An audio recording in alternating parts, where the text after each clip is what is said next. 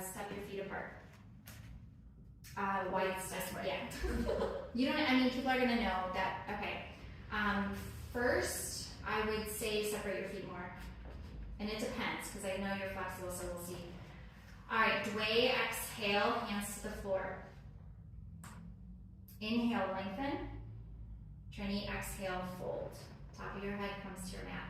And I can tell from that hip crack, you can tell from a hip joint crack that there's weakness in the hips. So you want really people to, and her legs are super active here. Lift your sitting bones a little more. Okay, so what you're gonna do is actually separate your feet a little bit more and get to the top of your head. Do you have yoga mat right now? No. Okay. Keep the legs super strong. Use your hands to help pull your head towards the mat. Pull it like this way? Yeah. Okay. Oh dear, this mat is. This is good. Is your head touching? Not yet. Okay, get it to touch. So Do you see how much more muscle she has to use to make that happen? Mm-hmm. I can still see that her legs are engaged. All right, Chajwadi, inhale, head up. Exhale there. Pancha, inhale, back to standing. And exhale. V position. Ekam, inhale, extend the arms.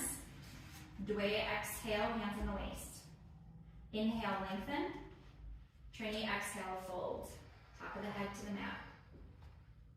So another thing here, I mean, it's always going to be legs that you're really working on with people. The other thing here is your belly has to actually crunch towards the back wall in order to get your head to the floor. So hollow out your belly, because you're active in the upper body here too, and the legs have to keep supporting you. Yeah, I This is feel like the Uddiyana Bandha really helps like pull you in. Yes, Chatuwadi, inhale all the way up. Are your elbows Exhale there. actively like trying to move back? It depends. Like, she didn't need to do that. For someone like me who lived like this, I really needed to do that in order to strengthen in between the shoulder blades. So it just depends. Okay. Yeah. Okay, C position. Ekam, inhale, extend the arms. Dway, exhale, interlace the fingers behind the back. Inhale, lengthen. Trini, exhale, fold. Hands go up and over. All right, we're gonna see where she goes on her own for this. You're using your back muscles and like a balance of softening the shoulder joints, but also muscle to pull, like your Uddiyana Bandha and your belly are crunching so that your hands can actually get closer to the floor. Pull your belly in and try to get your hands a little closer.